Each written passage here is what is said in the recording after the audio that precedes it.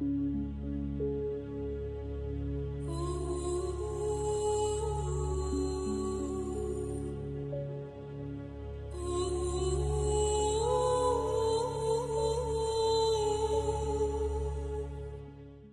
everyone, I am Lamis Kadah. I wanted to be with you today to introduce myself and my project for you, but unfortunately I couldn't make it because I just gave birth to my baby. I graduated from architecture school in Syria at 2010, and it was hard to practice architecture after that because of the situation in Syria. At 2014, I moved with my family to Istanbul. It was even harder to find a job with no language and being new in a new place. But I decided to do something different. I volunteered with other Syrians and we started to do some projects for Syrian children to help them connect with each other and to feel better in their new life. At 2016, I participated in a project called Tahdir, which was focusing on rebuilding Syria after the war. There I met young Syrian architects and people from around the world. They came to tell us about their experience and projects they did in their countries. One in specific came from Bosnia, and she was telling us about projects they did to teach children about their heritage.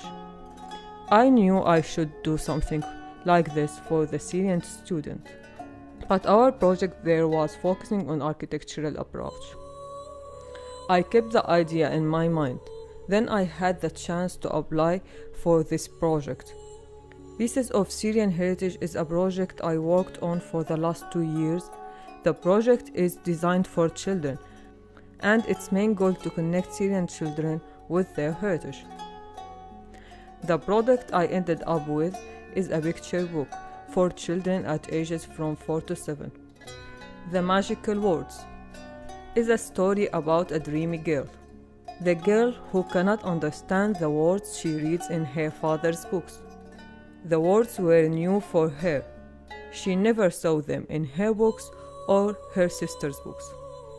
The magical words took her in a fairy journey, where they explain what each one means. At the end, she will find out where the words come from. The words are from the Ebletic language, which is the first language in Syria, the language of Ebla.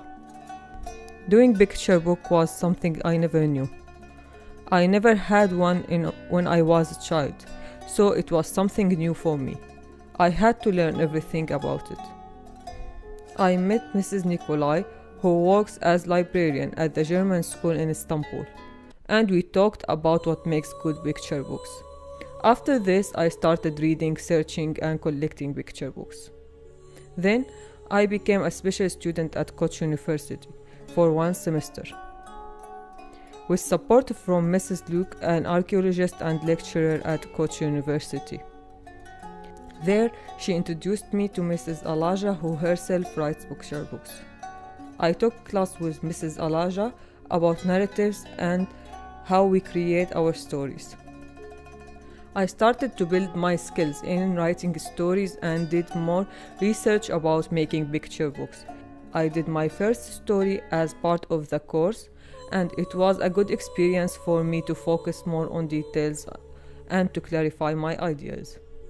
At the same time, I was having drawing classes to improve my skills, because I wanted to do the book drawings by myself. With country like Syria has very wide and rich history, you will feel lost and distracted. I was looking for inspiration all around me. One of the workshops we had at the DAI was with Professor Zalberger. Talked about the ancient languages and how it developed. It was interesting for me, and I became familiar with the oldest language in Syria, the Ebletic language.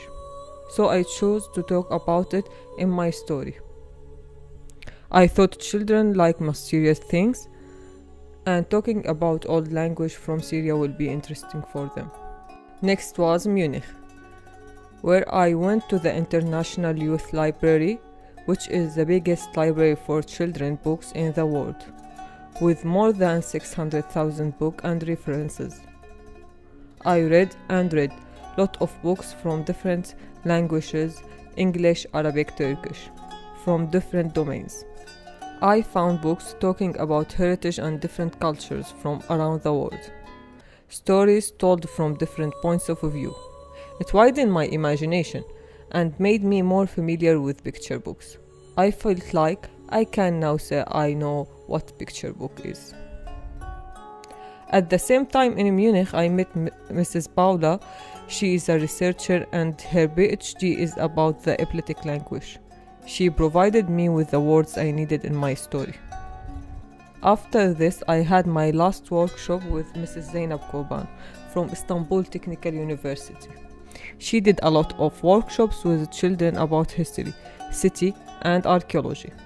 We planned together to do workshops for Syrian and Turkish students studying together at Turkish schools.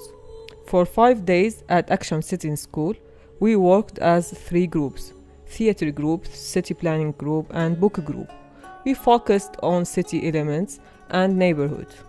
The book group, which I worked with mainly, focused on teaching the children how they can do their own book. I tried to teach them all the basics that I learned about creating picture book. We designed together a pop-up book. They wrote the story and did the drawings. We tried to guide them through the process.